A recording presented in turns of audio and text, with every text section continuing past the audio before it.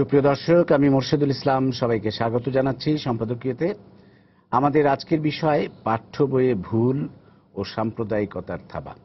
আর ইনি আমাদের সাথে আলোচনার জন্য উপস্থিত রয়েছেন রাশেদা কে চৌধুরী, নির্বাহী পরিচালক, গণস্বাক্ষরতা অভিযান। রয়েছেন সৈয়দ মঞ্জুরুল ইসলাম, অধ্যাপক, ইংরেজি বিভাগ, ঢাকা বিশ্ববিদ্যালয়, এবং মিসেস হামিদা আলী, প্রতিষ্ঠাতা অধ্যক্ষ, south point school and college. প্রিয় দর্শক, আপনারা ইচ্ছে করলে আমাদের সাথে এই আলোচনায় অংশ নিতে পারবেন। সেই জন্য আমাদেরকে ফোন করতে হবে, যেই নাম্বারগুলো টেলিভিশনের পর্দায় দেখা যাবে সেই নাম্বারে। এছাড়া আপনারা ফেসবুক অথবা SMS এর মাধ্যমেও আপনাদের মন্তব্য পাঠাতে পারেন। তা আমরা আলোচনায় যাবার আগে একটু দেখে নেব এই মুহূর্তের প্রধান শিরোনামগুলো। হলি আর্টিজান হামলার অন্যতম পরিকল্পনাকারী জাহাঙ্গীর আলম ওরফে রাজীব 8 দিনের রিমান্ডে। গুলশান হামলায় জড়িত এই প্রথম জীবিত কেউ গ্রেফতার। আগামী নির্বাচনে দলের ইশতেহার নিয়ে কাজ করছে আওয়ামী লীগ, জানালেন প্রধানমন্ত্রী। নির্বাচনের প্রস্তুতি নিতে নেতাকর্মীদের নির্দেশ।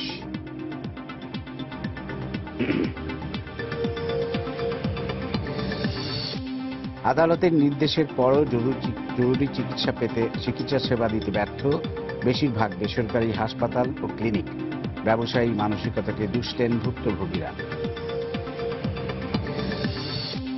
তুরাগ তীরে বিশ্ব ইজতেমায় লাখো মুসল্লির ইবাদত বন্দেগী। আখিরি মোনাজাত উপলক্ষে 21টি বিশেষ ট্রেনের ব্যবস্থা রেলওয়ে কর্তৃপক্ষের।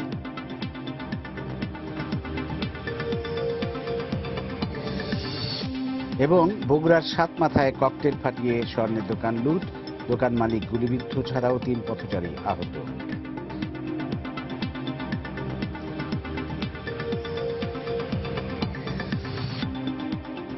আমরা চলে আসবো এবার আমাদের আলোচনায়। আমরা দেখেছি, খুব উদ্বেগের সাথে আমরা লক্ষ্য করেছি যে নতুন যে পাঠ্য বই বাচ্চাদের হাতে তুলে দেওয়া হয়েছে গত 1 জানুয়ারি, তাতে অসংখ্য ভুল এবং সাম্প্রদায়িকতার বিষবাষ্প ছড়ানো হয়েছে। যে বিষয়গুলো আছে, একে তো বানান ও তথ্যগত বিকৃতি আছে, বাক্য গঠনে ভুল আছে। এগুলো না হয় মেনে নেওয়া যায় যে অনিচ্ছাকৃত ভুল, যদিও মানা যায় না, কারণ শিশুদের হাতে যে বই তুলে দেব আমরা, সে বই তো অবশ্যই নিখুঁত হতে হবে। তাতে যদি ভুল শব্দ বা ভুল বাক্য থাকে, সেটা তো নিশ্চয়ই কারো কাম্য নয়। কিন্তু সবচাইতে যেটি উদ্বেগের বিষয়, সেটি হচ্ছে সাম্প্রদায়িকতা ও মৌলবাদের অনুপ্রবেশ ঘটানো হয়েছে। ভিন্ন ধর্মাবলম্বী এবং উদার মানসিকতার লেখকদের লেখা বাদ দেওয়া হয়েছে, এবং আরো অনেক কিছু। যেমন আমি একটু উদাহরণ দিই। লেখা হয়েছে, অতে অজু করো, নামাজ পড়ো, আল্লাহর নামে জিকির করো। কতে কলেমা পড়ে মুসলমান হও, কাফের নাহি, কলেমা পড়ে মুসলমান হব, কাফের নাহি থাকবো, কুরআনের বিধান মান্য করে কামেল মুমিন হব। এখন এই বইগুলো, এটি কিন্তু মাদ্রাসার বই না, সাধারণ পাঠ্য বইয়ে, তাই না আপা?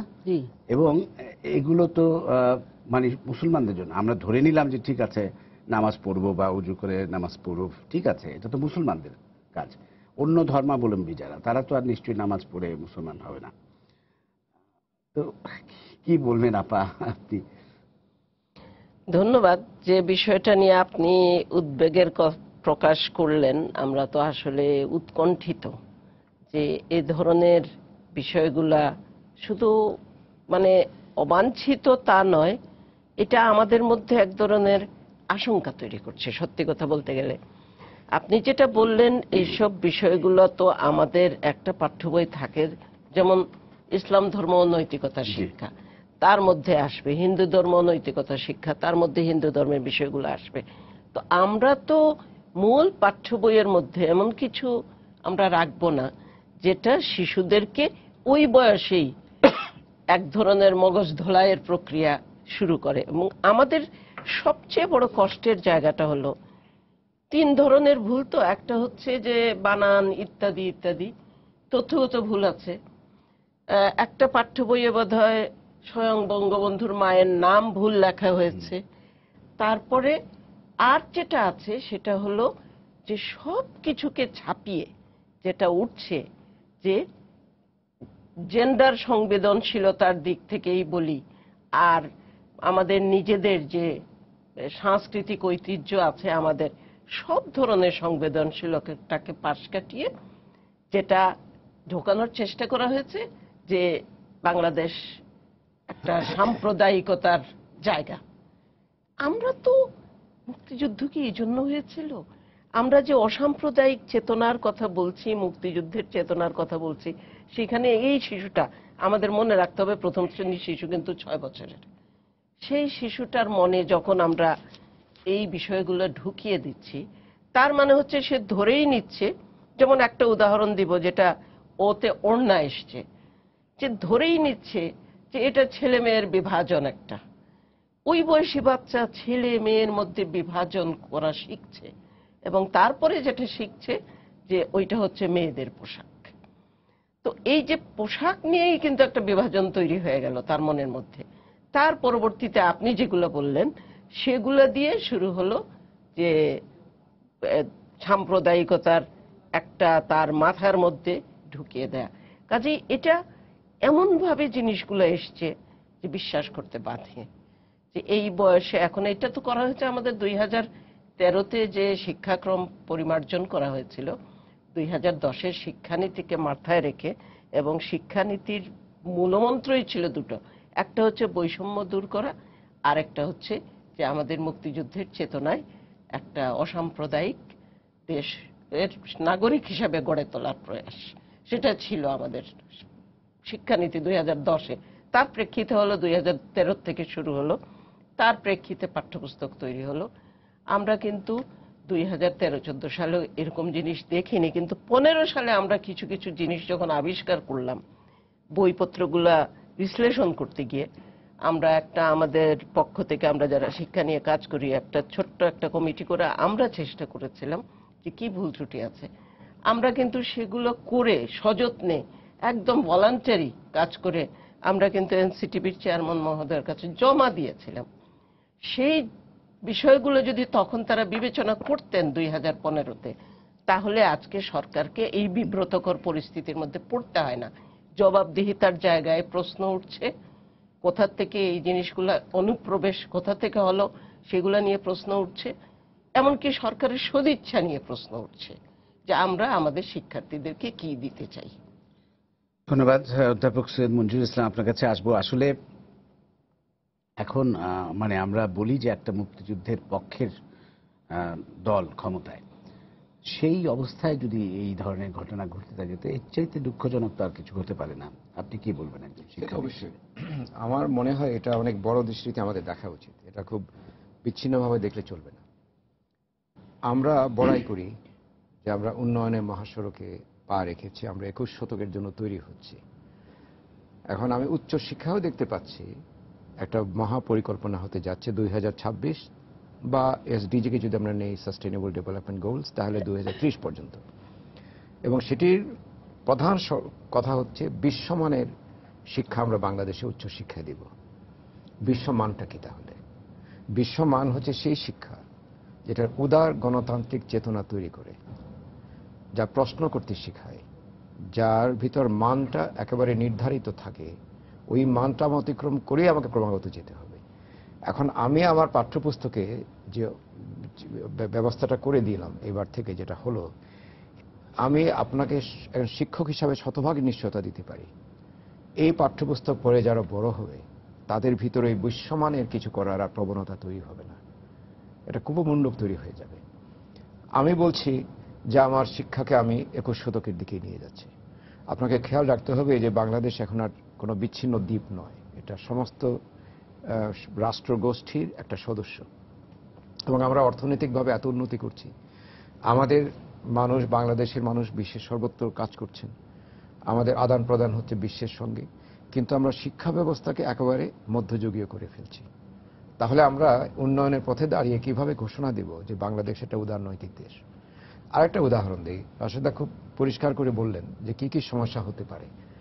সন্তানদের ভিতর বিভাজন চিন্তা আসবে, একটা লিঙ্গ বৈষম্যের চিন্তাটা চলে আসবে, পুরুষরা যে অনেক বেশি উন্নত, মেয়েরা যে খুব উন্নত নয়, সেরকম একটা চিন্তা চলে আসবে, যেগুলি আমরা কিন্তু সংগ্রাম করছি। 71 সালের আমাদের স্বাধীনতা এই বিষয় নিয়ে আমাদের হয়েছিল। আর বিশেষ করে সাম্প্রদায়িকতা সৃষ্টি করা হচ্ছে। তাহলে আমরা যে মিয়ানমারে যে রোহিঙ্গা মুসলমানদের গণহত্যা হচ্ছে, তাদের পক্ষে আমরা দাঁড়াচ্ছি, এটা মানবতার একটা বিপদের সময় আমাদের সেটাই প্রত্যেকের নৈতিক কর্তব্য। তাহলে তো মিয়ানমারের বৌদ্ধরা বলতে পারে কি আপনার দেশে তো আপনারা শেখাচ্ছেন যে অন্য সম্প্রদায়ের মানুষ নিম্ন শ্রেণীর, তাহলে আমাদের উপর আপনারা চাপছেন কি জন্য? আমাদের যুক্তিগুলি কোথায় থাকে? আমি মনে করি এখানে অসাম্প্রদায়িক চেতনাটা আমাদের শিক্ষায় লালন করা উচিত। আমি মনে করি যে বুনিয়াদের শিক্ষা অথবা প্রাথমিক শিক্ষা একেবারে সমস্ত শিক্ষা জীবনের বড় একটা ভিত্তি। এখানে আমি কি বীজ রোপণ করছি সেটার উপর নির্ভর করছে আমি কি গাছ পাচ্ছি, ভবিষ্যতে কি ফল আশা করছি। আমি যদি ওইখানে একটা বীজ বৃক্ষ রোপণ করি কোনো কারণে, তাহলে ভবিষ্যতের ফলটা আমি তাই পাবো। আর যদি আমরা এই ধরনের সন্তান তৈরি করি যারা বর্ণ, ধর্ম ইত্যাদি বিষয়ে তারা বৈষম্য সৃষ্টি করতে শিখে, তাহলে আমি কোন ভবিষ্যতের বংশধরকে তৈরি করছি? যারা বাংলাদেশকে এগিয়ে নেবে এরা, তারা তো তখন ক্রিকেট টিমে একজন হিন্দু খেলোয়াড় বা বৌদ্ধ খেলোয়াড় অথবা খ্রিস্টান খেলোয়াড় অন্তর্ভুক্তি মানবে না, যেটা একসময় দক্ষিণ আফ্রিকায় হতো, যে কালোদের অংশগ্রহণ করা যাবে না, যার জন্য তারা একঘরে হয়ে গিয়েছিল। আমরা কি সেই একঘরে হওয়ার অবস্থানে যাচ্ছি, নাকি আমাদের দেশে একটা পরিবার, যে পরিবারের সবাই সমান অধিকার ভোগ করবে, সেই দিকে সেই লক্ষ্য রেখে আমরা মুক্তিযুদ্ধ করেছিলাম। আর যদি 71 সালে আমরা ফিরে যাই, দেশের মানুষ যদি এক না হতো, যদি সবাই মিলে একটা উদ্দেশ্য নিয়ে মুক্তিযুদ্ধ না করত, তাহলে এই দেশ স্বাধীন হতো না। এবং সেখানে সকল শ্রেণীর, বর্ণের, ধর্মের, পেশার এবং বিত্ত শ্রেণীর মানুষের অবদান আছে, এটা ভুললে চলবে না। তো যে ঐক্য আমরা দেখিয়েছি 71 সালে, সেটি এই সরকারের আমলে এসে যদি বিভ্রান্ত ঐক্য বিনষ্টের একটা প্রক্রিয়া শুরু হয়ে যায়, তাহলে বাংলাদেশকে নিয়ে বড়াই করার জায়গা আমাদের থাকবে না। আমি মনে করি এখনো সময় আছে। আপনি যে কথাগুলো আমরা এতক্ষণ বললাম, 3 ধরনের ভুলের কথা রাশেদা চৌধুরী বললেন, তার প্রতিষ্ঠান থেকে এক ধরনের শ্বেতপত্রের মতো বেরিয়েছে, যেখানে প্রত্যেকটা ভুল ধরে ধরে তারা দেখাতে চাচ্ছে কি ধরনের সমস্যা পাঠ্যবইগুলিতে আছে। আমি দেখলাম সেগুলি আমাদের যে কোনো দিন আমরা বসে ঠিক করতে পারি, অথবা একটা কি বলা যায় যে কমিটি করে যেভাবে হোক, অথবা ঠিকঠাক করে আমরা হয়তো সব বই আমাদেরকে 4 কোটির মতো বই আমাদের ফেরত আনা সম্ভব নয়, একটা শুদ্ধিপত্র আমরা দিয়ে দিতে পারি, সেটাও কাজ হতে পারে। কিন্তু ওই যে বলা হলো যে শেখানো হচ্ছে, মন মানসিকতার পরিবর্তন আনা হচ্ছে, সেটা তো আমরা পারবো না, সেটি একজন দুজনের পক্ষে সম্ভব নয়। আমি মনে করি এখনো খুব সময় চলে যায়নি, এখনো আবার এটি নিয়ে বসা উচিত এবং দেখা উচিত যে কোথায় কোথায় আমাদের এই সমস্যাগুলি তৈরি হচ্ছে। আমি মনে করি যে পাঠ্যবইগুলি হওয়া উচিত অত্যন্ত প্রাগ্রসর, যেটি তার স্বচ্ছ চিন্তা জাগাবে, তার মানবিকতা বোধ তৈরি করবে। ইসলাম ধর্মে সেই যে বিষয়গুলি অনুমোদন করে শুধু না, যে বিষয়গুলির পক্ষে কাজ করে, সেই বিষয়গুলি একসময় খেয়াল রাখতে হবে। আমাদের ইসলামের একটা জ্ঞান ভিত্তি ছিল, ইসলামিক এপিস্টেমোলজি যে বিষয়টা ছিল, যে আপনি অঙ্ক শাস্ত্র বলুন, আকাশবিদ্যা বলুন, সকল ক্ষেত্রে চিকিৎসা শাস্ত্র, এমনকি জুরিসপ্রুডেন্স বা বিচার শাস্ত্র যেটিকে বলি, সেখানে মুসলমানদের অবদান ছিল। তাহলে কি আমরা এই মুসলমানদের অবদানটাকে ভুলে যাব? আমরা এমন একটা শিক্ষা ব্যবস্থা নিয়ে আসছি যেখানে এই বৈশ্বিক দৃষ্টিভঙ্গিটা প্রতিফলিত হচ্ছে না, ইসলামের জ্ঞান তত্ত্বের যে আলোটা সেটি সেখানে ছড়ানো যাচ্ছে না। আমি মনে করি এখনো সময় আছে এবং সন্তানদের নিয়ে আমাদের এই পরীক্ষা নিরীক্ষা শেষ হওয়া উচিত। আর যেটি বললাম যে ইসলাম ধর্ম, নৈতিকতা, এই বিষয়গুলো আমরা পড়াতেই পারি। আমি মনে করি ওই বিষয়ে অনেক অবকাশ আছে শিক্ষার্থীকে সত্যিকার ধর্মের বাণী তাদের কাছে প্রচার করা এবং মানবিকতা, মানুষের প্রতি দায়বদ্ধতা, পরার্থপরতা, সুনীতি চর্চা, শুদ্ধাচার, এগুলি শেখানো আমাদের অত্যন্ত জরুরি। এবং সেই কাজটা যদি আমরা সেখানে করতে পারি, আর তার সঙ্গে যদি আমরা বাংলা ভাষার যে বিষয়গুলি আমরা আলোচনা করছি এবং ব্যাকরণ ইত্যাদি, সেখানে যদি আমরা সুন্দর একটা জ্ঞান ভিত্তিক একটা মান তৈরি করতে পারি, তাহলে আমাদের বুনিয়াদী শিক্ষাটা এতই সফল হবে, এর উপর ভিত্তি করে আমরা যে কোনো জায়গায় পৌঁছাতে পারবো। বিশ্বের যে কোনো সমস্যা আমাদের মোকাবেলা করা বা চ্যালেঞ্জ মোকাবেলা করার দক্ষতা আমাদের বাড়বে। বিষয়টাকে খুব সংক্ষিপ্তভাবে দেখার কোনো অবকাশ নেই। ধন্যবাদ। অধ্যক্ষ হামিদ আলী, আপনার কাছে আসবো। আপনি দীর্ঘদিন যাবৎ শিক্ষকতা করছেন, আপনার এই বিষয়ে মানে আপনি সবচেয়ে বেশি প্র্যাকটিক্যাল নলেজের অধিকারী। দীর্ঘদিন আপনি ভিকারুন্নেসা নূন স্কুলের প্রিন্সিপাল ছিলেন, স্কুল অ্যান্ড কলেজের, এবং আপনি নিজেই একটি স্কুল প্রতিষ্ঠা করেছেন। আপনার অভিজ্ঞতার আলোকে আপনি কি বলবেন এই যে বিষয়গুলো? আমার অভিজ্ঞতা, আমি সত্যি ভাবতে পারি না এত বছর ধরে বেঁচে আছি। এতগুলো ব্রিটিশ আমলও দেখেছি, আমি পাকিস্তান দেখেছি, বাংলাদেশ এসছে দেখছি, এবং এত বছর পরে হঠাৎ করে আমাদের এই বিবর্তন, বই পুস্তকের মধ্যে ভুল ভরে দিয়ে, ভুল তথ্য দিয়ে, ভুল একটা সংস্কৃতি আলাদাভাবে তৈরি করার লক্ষ্যে কারা এরা, কেমন করে পারে? আমাদের একটা মন্ত্রণালয় আছে এবং শিক্ষার জন্য আমরা প্রত্যেকে যে যে স্থানে আছি আমরা চেষ্টা করছি যে আরো উন্নতি কত দ্রুত কিভাবে আমরা হতে পারি। তো সেটা না হয়ে আজকে ওনারা দুইজনেই যে কথাগুলি বললেন যে আমরা ভুলে ভরা, সেই ভুলের কোনো সীমা নেই। শুধু ভুল নয়, সমস্ত তথ্যকে অন্যরকম করে নতুন করে একটা সৃষ্টি করার যে পায়তারি, এটা কেন হচ্ছে?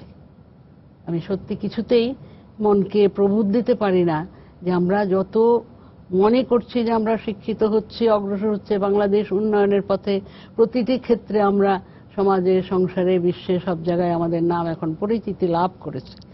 এই মুহূর্তে এসে আমাদের শিক্ষাকে এরকম একটা অবস্থানে নিয়ে যাওয়া, এটা তো নিজেই মানে আমি ভাবতে পারি না যে আমাদের কি হবে, আমাদের সন্তানদের আমরা কি শেখাতে চাই।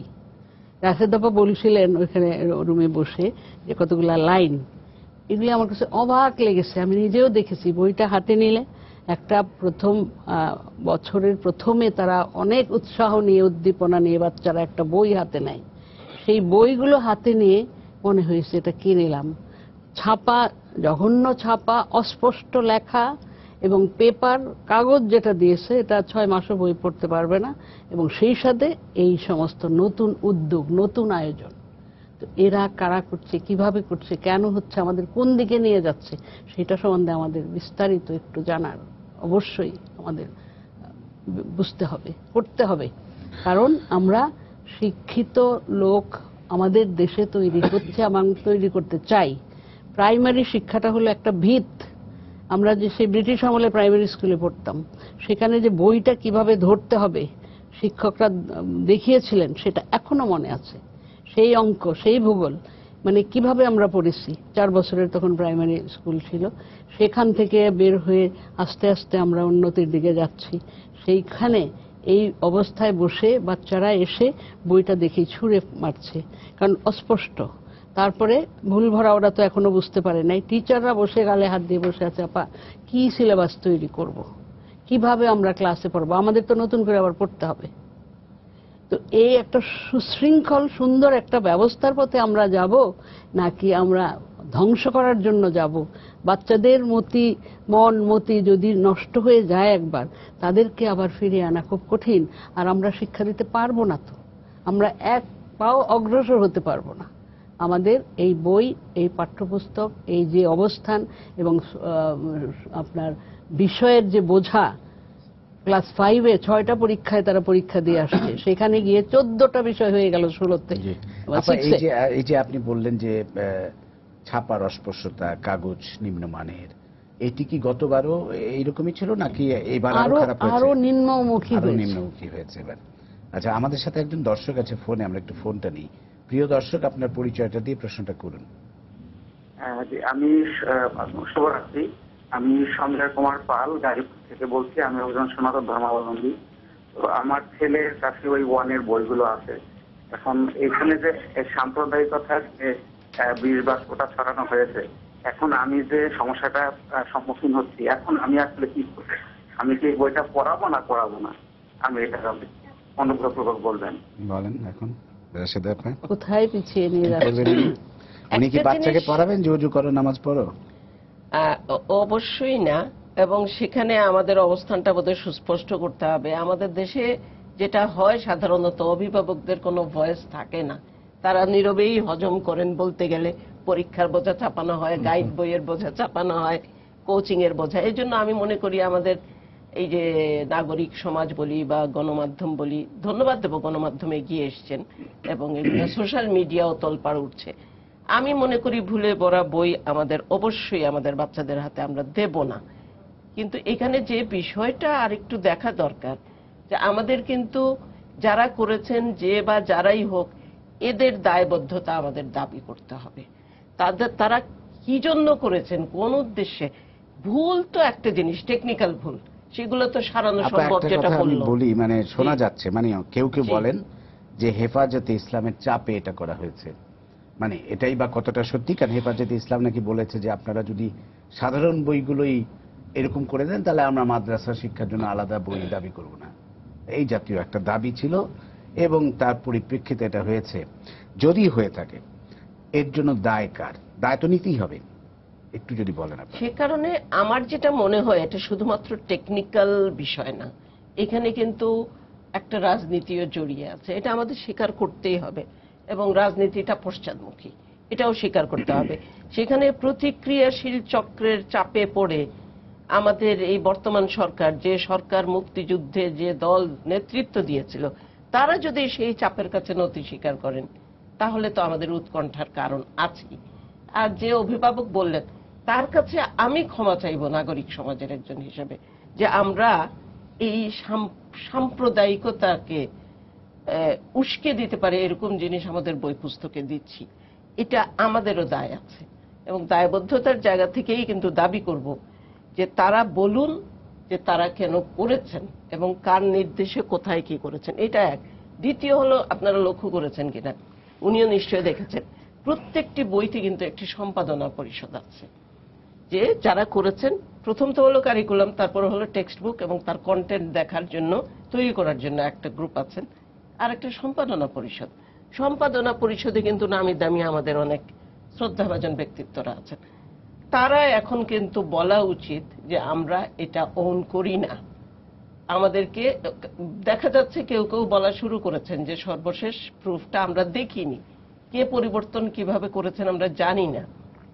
এগুলো কিন্তু এখন জনসমক্ষে আসা উচিত, এবং আসা উচিত শুধু না, আমি একটা জিনিস আমাদের শিক্ষামন্ত্রীকে ধন্যবাদ দেব, উনি কিন্তু দায় এড়িয়ে যাননি। যাই হোক, স্বীকার করেছেন ভুল হয়েছে, কিন্তু এটা তো টেকনিক্যাল ভুল না, শুধু আদর্শিক জায়গায়। শিক্ষামন্ত্রী যেটা স্বীকার করেছেন, ভুলগুলো স্বীকার করেছেন, কিন্তু এই যে সাম্প্রদায়িকতা ছড়ানো হয়েছে সেটা কিন্তু বলেননি ভুলগুলো স্বীকার করেছেন। এবং লক্ষ্য করে দেখবেন যে একজন মানে এনসিটিভির একজন ডিজাইনারের বিরুদ্ধে ব্যবস্থা নেওয়া হয়েছে, তাকে সাময়িক বরখাস্ত করা হয়েছে, আর দুজন কর্মকর্তাকে ছিল বা কিছু, হ্যাঁ দুজন কর্মকর্তাকে ইয়ে করেছে। এটাই আমাদের আশঙ্কার কারণ, যে দায়বদ্ধতাটা কোথায়? নিশ্চয়ই দুইজন কর্মকর্তা এত বড় জিনিস করেন, এটা করতে পারেন না।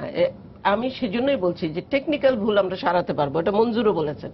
আদর্শিক জায়গায় আমরা কি করে এটা শিক্ষামন্ত্রী কিছু স্পষ্ট করেনি তার অবস্থান, এবং এটার দায় কিন্তু মূলত শিক্ষামন্ত্রীকে নিতে হবে। স্বাভাবিকভাবে সেটা পড়ে। আমরা তো আশা করি আমরা প্রতি বছর যে ঝকঝকা তকতকা বই একটা বাচ্চাদের দিয়ে পড়াবো, শেখাবো, এটা তো বইটা হাতে নিয়ে বাচ্চার এই যে বাবা মন খারাপ হয়েছে, শিক্ষকদের মন খারাপ হয়েছে, আমরা যারা এগুলি পরিচালনা করি আমাদের মন খারাপ হয়েছে সবাই, যে কিভাবে এটা আসতে পারে বাংলাদেশের বর্তমান প্রেক্ষাপটে। আমরা বছরের প্রথম দিনে কোটি কোটি বই শিক্ষার্থীদের হাতে তুলে দিব, এটাই এখন মূল লক্ষ্য হয়ে গেছে মনে হয়। এবং সেই জায়গাটাতে গিয়ে আমরা কিন্তু একাডেমিক কাজগুলোকে আমরা গুরুত্ব দিচ্ছি না। এখানে কিন্তু এনসিটিভির ভূমিকা নিয়েও প্রশ্ন করা উচিত আমাদের। এনসিটিভি এখন যেটা হয়েছে, আগে যে কাজটা ছিল তার চেয়ে অনেক গুণে বেড়েছে তাদের কাজ, 200টা বই তাদের পাবলিশ করতে হয়। এখন তারা একাডেমিক কাজে মন না দিয়ে তারা মন দিচ্ছেন প্রকাশনা, টেন্ডার, প্রকিউরমেন্ট ইত্যাদি। এবং এই কথাটাও বলা হয় যে ওখানে তো মধু আছে, এবং সেই জায়গায় একাডেমিক কাজটা পণ্যের বাজারে চলে গেছে। এবং আমি খুব দুঃখের সাথে বলতে চাই একজন প্রাথমিকের একজন শিক্ষাকর্মী হিসেবে, যে প্রাথমিক শিক্ষাকে মনে হচ্ছে একদম গুরুত্বই দেয়া হচ্ছে না, এবং প্রাথমিকের বই পুস্তকের মধ্যেই সমস্ত ভুল, এবং ওই বয়সী শিশুদেরকেই আমরা কিন্তু টার্গেট করেছি, মানে যারাই হোক, যে বা যারা করেছেন, যে এদেরকে ওইভাবে তৈরি করবেন তাদের মতো করে। প্রাগ্রসর উন্নত বাংলাদেশের হয়ে না, আলোকিত মানুষ তৈরি করার জন্য না। মানে ইসলামী কোন দলের লোকের চাপে কিংবা তাদের চাপে আমাদের সিলেবাস বদলে যাবে, আমাদের সবকিছু বদলে যাবে, এটা তো হতে পারে না। আমরা দেশটাকে অনেক কষ্ট করে স্বাধীন করেছি। পাঠ্যক্রমটা হওয়া উচিত যোগ্যতা ভিত্তিক, এক্স্যাক্টলি জ্ঞান ভিত্তিক, এবং ভবিষ্যৎ তৈরি করবে, যে সন্তানকে ভবিষ্যতের জন্য তৈরি করবে সেরকম। না হলে এই যে প্রযুক্তি নির্ভর পৃথিবীতে আমরা টিকে থাকবো কিভাবে? আমাদের তো দেশের ভিতরে আমরা না হয় চলতে পারবো, কিন্তু তাও তো পারবো না। না, দেশের ভিতরে আপনি চলতে পারবেন না। দেশেও তো এখন শিক্ষিত মানুষ আছে, পণ্ডিত ব্যক্তি অনেক আছেন, অনেকে দেশটাকে এগিয়ে নিয়ে যাচ্ছেন। সেটা করলেন তিনি যদি এখন সে ফর আদালতে যান যে কেন আমি আমার শিশুকে এটা শেখাবো, আমার ধর্ম তো এটা না, তাহলে তো আদালত নিশ্চয়ই তার পক্ষে, যদিও কেউ হয়তো যাবেন না, বাংলাদেশের সংখ্যালঘুরা তো আর অত সাহস রাখেন না যে আদালত সাহস পর্যন্ত নাই। যাবেন। তো এটা খুব বেদনার বিষয় যে খুবই একজন দুঃখের পিতা বিষয় তার আসলে। সন্তানকে বই পড়াতে পারছেন না। আচ্ছা, এখানে আমি হিন্দু মুসলমান এই দৃষ্টিতে বলবো দেখলে না, তো হ্যাঁ, চলবে না। এটা তো মূলধারা। আমাদের ৭১ এটা শেখায়নি তো আমাদেরকে। আমরা প্রথম শিখেছি যে মানুষ বড়, সবার উপরে মানুষ সত্য, তাহার উপরে নয়। মানুষ যদি আমরা বলি তাহলে সেখানে বিভাজনটা আমি করতে যাবো কিনা? আর যে শিক্ষা ব্যবস্থা সেই বিভাজন শেখায়, এটি তো মোটেই উপযুক্ত কোনোভাবেই শিক্ষা ব্যবস্থা। গ্রহণযোগ্য নয়। তো আমরা যে এত মান করছি, আপনি খেয়াল করে দেখবেন মান তো অর্জন করছি না আমরা। আমার তো মনে হচ্ছে যে প্রাথমিক শিক্ষাকে একেবারে অচল করার জন্য একটা মহল উঠে পড়ে লেগেছে। একেবারে মানে ভিতটা না যাতে হলে বলুন, কোনোভাবেই এই যে এটা কেন হলো? সুদৃঢ় হতে না পারে, এতগুলি এটা একটা ভুল একটা পরিকল্পনা। পাঠ্য বইতে থাকতে পারে, আমার তো মনে হয় না সেটা খুব সহজ কোনো ব্যাপার। যে সম্পাদক মণ্ডলী আছেন তাদেরকে না জানিয়ে যত রকম পরিবর্তন করা হয়েছে, এবং সেই মানুষগুলিকে আমরা এখন জানি না কারা করছেন, কেন করছেন সেটাও জানি না, খুব অস্পষ্ট। তৃতীয় হচ্ছে এই যে তাদের উপর একটা পরীক্ষার বোঝা চাপিয়ে দিচ্ছি আমি। 2010 সালের শিক্ষানীতিতে বলা হচ্ছে 8ম শ্রেণী পর্যন্ত প্রাথমিক শিক্ষা অত্যন্ত ভালো, অনেক দেশে পৃথিবীর আছে। তাহলে এই যে আমার দুটো পরীক্ষা তাদেরকে দিতে হচ্ছে, এই পরীক্ষা দিতে গিয়ে ছেলেগুলি একেবারে সর্বশান্ত হয়ে যাচ্ছে, তাদের কোনো কিছু তাদের শেখা হচ্ছে না, শুধু মুখস্থ। এই যে যতীন সরকার বলেছেন না যে আমরা এখন শুধু শিক্ষার্থী তৈরি করছি, পরীক্ষার্থী তৈরি করছি, পরীক্ষার্থী তৈরি। এখন আমি 5ম শ্রেণীর ছাত্রের উপরে একটা পরীক্ষা করছি, কি তাকে একটা পাবলিক পরীক্ষা দিতে হবে। তো পাবলিক পরীক্ষা দিয়ে কি সে চাকরি করবে? না, তাকে না আত্মবিশ্বাস দেওয়া হচ্ছে, বলা হচ্ছে, নানানভাবে বলা হচ্ছে আত্মবিশ্বাস দেওয়া হচ্ছে। আত্মবিশ্বাস হয়তো তার আসছে, পরীক্ষা দেওয়ার আত্মবিশ্বাসটা হয়তো আসছে, কিন্তু সে পরীক্ষাটা দিচ্ছে মুখস্থ বিদ্যা দিয়ে। তার নিজের মেধা মনন কাজে লাগিয়ে সে পরীক্ষা যদি দিত তাহলে না তার প্রকৃত আত্মশক্তি জাগত। এখন আত্মবিশ্বাস অনেক কঠিন একটা বিষয়। একটা জায়গা বিশ্বাস তার হলো যে আমি পরীক্ষা দিতে পারছি, কিন্তু কিভাবে? সার্টিফিকেট পাওয়ার হ্যাঁ। আত্মবিশ্বাস। এই পরীক্ষাটা আমি দিচ্ছি মুখস্থ নির্ভরতা, কোচিং বাণিজ্যের বলি হয়ে আমি করছি, নোট গাইড বই পড়ে আমি পরীক্ষা দিই। এটা তো আত্মবিশ্বাস, ভুল না, আত্মবিশ্বাস। A+ পাওয়ার যে একটা সেজন্য আমি মনে যুদ্ধ, করি- মহাযুদ্ধ। এবং আপনারা তো দেখেছেন প্রতিযোগিতা। আমরা স্কুলে দেখি পঞ্চম যে তার শ্রেণী পাস গার্ডিয়ানদের করে যারা ফিট হয়ে যায়, এসছে- আমার বাচ্চাটা কেন A+ পেল না, আরে কি পেল সেটা তো দেখে না তারা। আমাদের পরিবারগুলিও গার্ডিয়ানদের তো অবস্থা সেরকম। খুবই খারাপ। অভিভাবকরাও আমি খুব নিজে ছুটছেন যেহেতু অসুস্থ শিক্ষা প্রতিযোগিতায়। প্রতিষ্ঠান চালাই, গার্ডিয়ানরা দেখার সময় পান না। তাদের অনেকেরই এমন অবস্থা, নুন আনতে পান্তা ফ্রায়, সারাদিন বাচ্চা কি করলো ওই প্রাইভেট টিউটরের কাছে দিয়ে দেয়, টিউশনি করো, পড়ো। সে কি পড়াচ্ছে, আসলে আদতে কি শিখছে সেই জিনিসটা আপনারা নাই। তো দেখেছেন আগে একটা আনন্দ ছিল, আমরা যখন হ্যাঁ, স্কুলে পড়াশোনায় পড়তাম কত আনন্দ। একটা আনন্দ জড়ো, খেলাধুলা, বনভোজন আমাদের সব। মার খেয়েছি প্রচুর, কিন্তু তারপর আনন্দ করতে ছাড়ি। তারপর এখন ধর্মের তো দেখবেন উপরে কখনোই কোনো চাপ আসে নাই, আমরা কোনোদিন তো আসে না। অটোমেটিক্যালি এখন হিন্দু ধর্ম আনন্দিত পালন পাঠদান তো করেছি। আমরা ভুলেই গেছি, মুর্শিদ একদম ভুলে গেছি। আমাদের একেবারে এত সিরিয়াস হয়ে গেছে সবকিছু, জীবন মরণ পণ করে যেন ছাত্ররা পরীক্ষা দিতে বসছে। তারপর আবার এই যে নিরানন্দ, এই যে একজন গার্জিয়ান বললেন যে তার বাসায় আছে নিরানন্দ একটা পরিবেশ, কারণ তার সন্তান বই পড়তে পারছে না, বইটা পড়া যাবে কিনা সেটা সিদ্ধান্ত নিতে যাচ্ছেন বাবা, সেখানে তার দোনমনা অবস্থায় আছে। যে আমরা কি পড়াবো, তাহলে এই ওনার আনন্দহীনতার প্রশ্নটা ছিল যে উপর আমরা কি আরেকটা বইটা আনন্দহীনতা পড়াবো? চাপিয়ে দিচ্ছি আমি। এখন আমরা কি উত্তর দিতে পারি? বইটা জি, আপনারা একটু পড়াবো, বলেন, আমরা আপনি কি উত্তর মানে দেব? অভিভাবকদের কাছ থেকে তো এই বিষয়গুলো নিয়ে আপনি কোনো প্রতিক্রিয়া পেয়েছেন কিনা? হ্যাঁ, অনেক অনেক অভিভাবক যারা একটু শিক্ষিত, যারা দেখেন একটা দুটা বাচ্চা তো আজকাল প্রত্যেকেই চায় তার বাচ্চাটাকে ভালোভাবে গড়ে তুলতে, ভালো প্রতিষ্ঠান থেকে মানুষ হোক, বড় হোক, দেশের জন্য কিছু করুক, সেই যে তাদের চিন্তাধারাটা এখানে একটা বিরাট বড় মার খাচ্ছে। আমরা এগুলো, এই বই দিয়ে আমরা কি পড়াবো? টিচাররা বলছে আমরা কি পড়াবো? হ্যাঁ, এই যে ভুলটা, সেটা না হয় আপা যেটা বলছেন, ভুল সংশোধন করাই যায়, কিন্তু নীতি বদলে যাচ্ছে, রীতি বদলে যাচ্ছে, কিভাবে তারা কি করবে? তো একটা শিক্ষিত আমরা সমাজ গড়তে চাই বাংলাদেশের, আমরা সবাইকে শিক্ষিত করতে চাই। সেই শিক্ষার মধ্যে প্রাথমিক শিক্ষায় যদি এত বড় একটা ঘুণে ধরা অবস্থা হয়, তাহলে সামনে আমরা পাটা ফেলবো কি করে?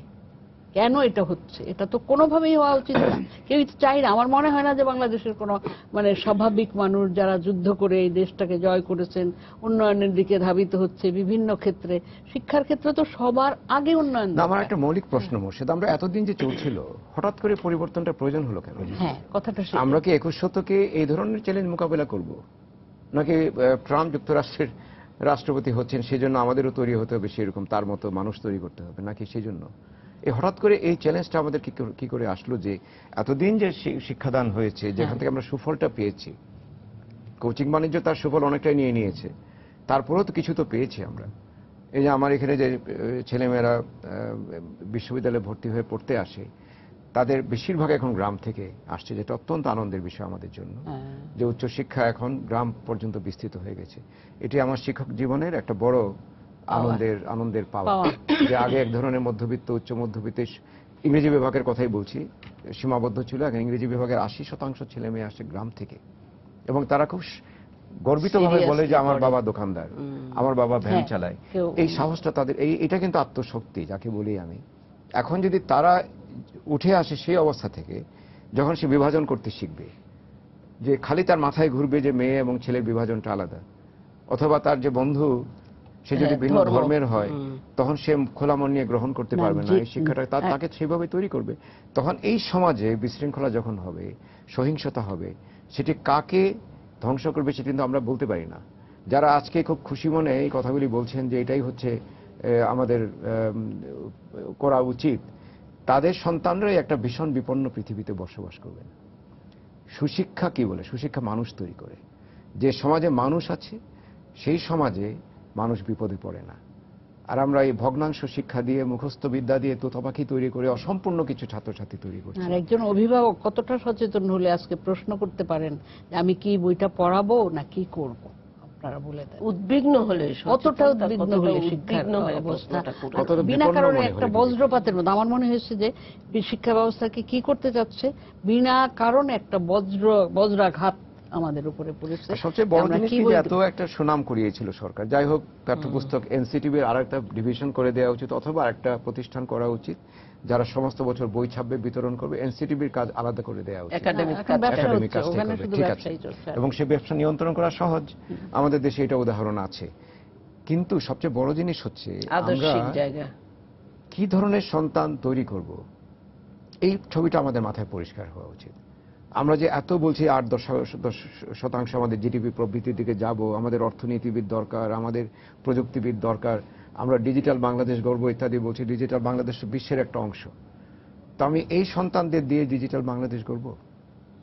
স্যার, একটা প্রশ্ন আসতে পারে যে এখন কি করা উচিত, মানে এর থেকে যদি আমরা বেরিয়ে আসতে চাই দ্রুত, মানে এটা কিন্তু 1 বছর অপেক্ষা করার কোনো মানে আমি কারণ দেখি না। মানে এত বড় ভুল, এত বড় শুরু করা যাবে না। এটা যদি 1 বছর বাচ্চারা এটা শেখে, তাহলে যা ক্ষতি যে জাতির হয়ে যাবে তা তো অপূরণীয়। এখন যদি আবার বই ছাপতে হয়, কথার কথা, এই 3 কোটি না 35 কোটি বই, 36 কোটি বই না, যদি আবার বই হতো 4 কোটি। হ্যাঁ, বাংলা বই না, শুধু বাংলা না তো, বিশ্ব পরিচয়ও ভুল আছে। ওই ধরনের প্রাথমিক পর্যায়ের, হ্যাঁ, সবগুলো বইগুলোতে ভুল আছে, সেগুলো ছাপতে যদি কয়েক হাজার কোটি টাকাও লাগে আমার কথা, তাহলে তো সেটা করা উচিত, কারণ ক্ষতিটা অনেক অনেক বেশি হয়ে যাবে। এখনই শুরু হওয়া উচিত। আরেকটা পয়েন্ট স্যার আমার, যে আমরা 5-এ যে বৃত্তি পরীক্ষা, বৃত্তি পেতেই হবে সবাইকে, এবং ওটার জন্য যুদ্ধ করছি আমরা। তো সেইখানে এখানে আপনার 6টা সাবজেক্ট তারা পড়াশোনা করছে, ভালোই করছে মোটামুটি। ওরা মানে তারা শিখেই পরীক্ষাটা দিতে পারছে। 6-এ উঠে আপনার 14টা মানে বিষয়, যে ওইটুকু বাচ্চার ঘাড়ে চাপিয়ে দিলাম, তাদেরকে হজম করতে পারছে। মাননীয় আদালতে একটা আমরা পাচ্ছি না, শিক্ষক পাচ্ছি না। তারপরে এই যে আর্ট ক্রাফট এরকম কতগুলা হাবিজাবি যেগুলো আমরা এমনিতে আমাদের সিলেবাসের মধ্যে অলরেডি কভার করা আছে, নতুন করে আবার কেন 14টা বিষয় যোগ দেওয়া হলো, এটাও আমাদের একটা মস্ত বড় প্রশ্ন। যে কত টিচার নেবে, কত খাতা একটা বাচ্চার ব্যাগে থাকবে, কতটা বই একটা বাচ্চার ব্যাগে থাকবে। লেখা হয় যে পুজো হয়ে যাচ্ছে বাচ্চারা, আপনি বলেন যে 14টা বিষয়ে তো তার বইটা আনতে হবে, অন্তত 8টা বই। একটা হলো যে সম্প্রতি শিক্ষা মন্ত্রণালয়ে বসেছিলেন কিছু শিক্ষাবিদদের নিয়ে, সেখানে কিন্তু 4টা বিষয়ই উঠে এসছে। একটা হচ্ছে যে শিক্ষাক্রম সংস্কার, আরেকটা হচ্ছে পরীক্ষা সংস্কার, আরেকটা হচ্ছে শিশুদের পাঠ্যপুস্তক সুখপাঠ্য করা, আর আরেকটা হচ্ছে যে এইগুলা করার জন্য যে সময়সীমা যাদেরকে দেয়া হবে, সময়সীমা ধরে তার মধ্যে উনি যেটা বলেছেন, বিনা মেঘে বজ্রাঘাতের মতো এই জিনিস আসলো আমাদের, ওইটা কিন্তু আমরা স্বাগত জানিয়েছিলাম। শিক্ষায় যারা আছি আমরা সবাই স্বাগত জানিয়েছিলাম এটাকে করার জন্য, এটা যে করা শুরু হয়েছে। তো যাই হোক, আবার কতগুলো কমিটি করে দিয়েছেন, কিন্তু আমরা এখনো, আপনি যে কথাটা বলেছেন, এই ভুল ত্রুটি সারাতে সময় নেওয়ার কোনো সুযোগ নাই। ভুল ত্রুটিগুলো সারানো যাবে, কিন্তু আদর্শিক জায়গায় আমাদের যে বিচ্যুতিটা আমরা ঘটিয়ে ফেললাম, সেখানে তো রাজনৈতিক না, এটা অঙ্গীকার পড়ানোই ছাড়া যাবে না। কোনো কিছু করা সম্ভব না। এটা পড়াতে গিয়ে এটা একটা টিচারদেরই হোঁচট শক্ত খেতে হবে। রাজনৈতিক অঙ্গীকার লাগবে। উনি যেটা বলেছেন যে আমরা আলোকিত মানুষ চাই কিনা, নাকি কুপমণ্ডুক মানুষ চাই, সেই জায়গায় আমাদের আলোকিত যেতে শব্দটা বোধহয় উঠিয়ে দেওয়া হচ্ছে আর কি। না, এটা তো ভবিষ্যতের বিষয়। মোর্শেদ, আমার শুধু কষ্ট লাগে যে আমরা শুধু বর্তমানটা নিয়ে চিন্তা করি। যে মহলে কোনো কিছু করতে চায় আমরা শুধু বর্তমানটা দেখি, যে বর্তমানে আমার এই টাকা দিতে পারবো না, আমার শিক্ষকদের বেতন ভাতা বাড়াতে পারবো না। প্রাইমারি স্কুলের শিক্ষকদের এখনো আমি মনে করি যে তাদের বেতন ভাতা বাড়ানো উচিত, অনেক বেশি মেয়েকে সেখানে নিয়োগ দেওয়া উচিত, শ্রীলঙ্কা যেরকম হয়েছে।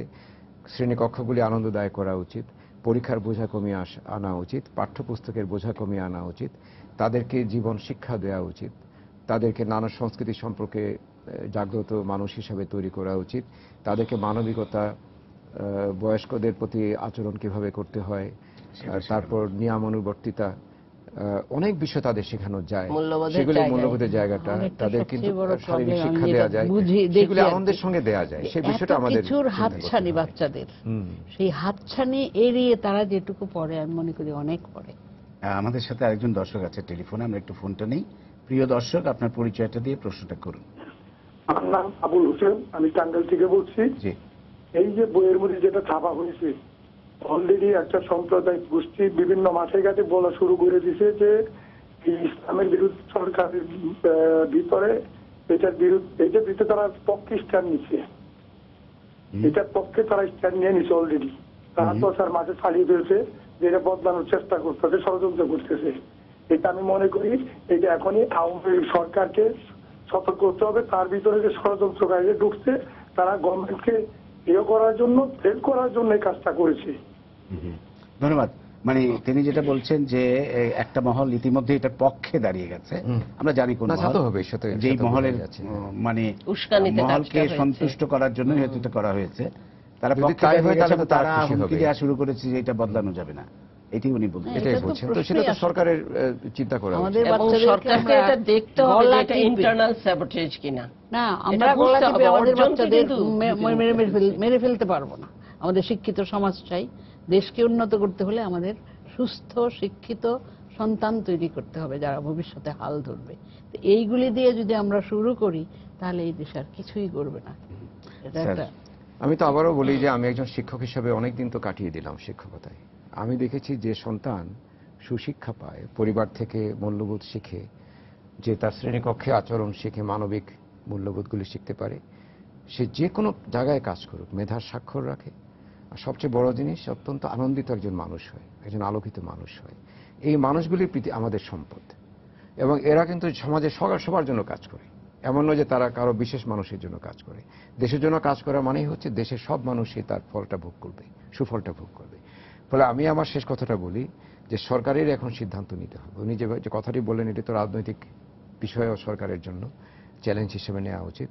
কিন্তু আমি মনে করি যে এখনো সময় আছে আমাদের পাঠ্যপুস্তকে যে সমস্যাগুলি দেখা দিয়েছে সেগুলি নিরসন করে আমরা ভালো, যে আগের যেরকম সুন্দর একটা পাঠ্যপুস্তক পড়তাম, যেহেতু এখনো জানুয়ারি মাস চলে যায়, মানে মাত্র চলে যায়, সুধিপত্র দিয়ে করা সম্ভব, সুধিপত্র দিয়ে, এবং ভুল ভ্রান্তিগুলি, আর বিশেষ করে যে কাগজের বিষয়টা বলা হলো, একটা সন্তান যদি বইটা পড়ে নিজের বলে দাবি না করতে আদর করতে, মানে আমরা আদরই তো করতাম, আমরা মলাটটা লাগানো ঝকঝকা বইটা, ঝকঝকা ছাপা, এটা কালারটা আপনি দেখলে অবাক হবেন যে সংবাদপত্র কাগজে হয় না।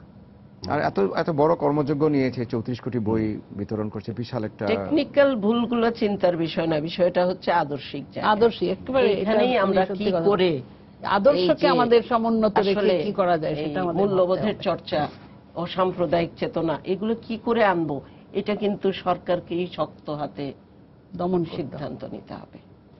এমনি আপনারা দুজন তো বিভিন্ন কমিটিতে থাকেন, পরামর্শ দেন, মানে এটা আপনারা একেবারেই জানতে পারেননি যে এই ধরনের ঘটনা ঘটছে? আমি এখানে বলবো যে যেটা উনি বললেন, গত বছর আমরা কিন্তু 2015 সালে সমস্ত বইগুলো, এইসব ভুল ত্রুটি কিছু কিছু ছিল, যেমন ওন্নাটা আমরা যখন দেখেছি অজ দিয়ে, যখন অজ মানে ছাগল, এটা এত অপ্রচলিত একটা শব্দ, আমরা কিন্তু অজগর ছিল, ভালোই তো ছিল, খারাপ কিছু না, অপ্রচলিত শব্দ। এখন তিনটা জিনিস তো বিবেচনা করতে হয় সমস্ত বই পুস্তক দিতে।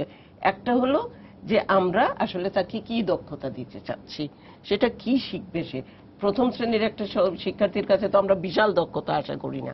দ্বিতীয় হলো সে তার বয়সের উপযোগী কিনা, আর তৃতীয় হলো আমাদের যে শিক্ষার লক্ষ্য উদ্দেশ্য যেটা উনি বললেন যে আদর্শিক জায়গায়, সেই জায়গায় থেকে আমরা কিভাবে তৈরি করছি, এটাই তো কারিকুলামটা সেট করে দেয়। আদর্শলিপির সেই জায়গায় আমরা মনে কথাগুলো আমার মনে হয় এখনো কিন্তু মুখে ফিরছে, আদর্শলিপি বিশাল একটা মুখে মুখে ফিরছে তাদের আদর্শের সেই কথাগুলি এখনো অনেক কিছু। কিন্তু সেইটা আমরা যদি এটা আলোকিত প্রজন্মর দিকে যাত্রা না করি, তাহলে এই যে আমাদের ওয়েস্টেজ বলি আমি, না না, এই এটা যে অপচয় হলো আমাদের, অপচয় সে কোনো অপচয় ইয়ে নাই।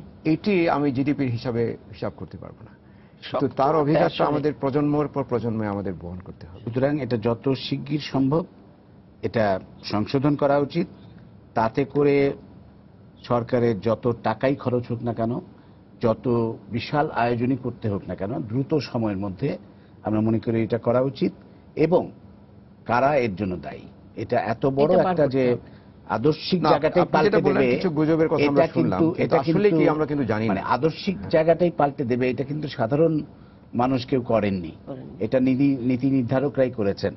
সুতরাং এটার দায় আমি মনে করি শিক্ষামন্ত্রীকেও নিতে হবে এবং এটা চিহ্নিত করতে হবে যে আসলেই এটা কে বা কারা এর কারা জন্য করেছে। দায়ী, সেইভাবে ব্যবস্থা নিয়ে যত দ্রুত এটা সংশোধন করার দাবি আমরা জানাচ্ছি। আজকের এই এটার আলোচনা কোনো থেকে ব্যবস্থা না সরকারের নিলে কাছে আমাদের ভবিষ্যৎ অন্ধকার। অন্ধকার হয়ে যাবে। আপনাদের অসংখ্য ধন্যবাদ। আজকে আপনাদের ধন্যবাদ জানিয়ে শেষ করছি। প্রিয় দর্শক, সবাইকে শুভেচ্ছা। আগামীকাল আবারও দেখা হবে রাত 10টায়। দেখার আমন্ত্রণ রইল। শুভরাত্রি।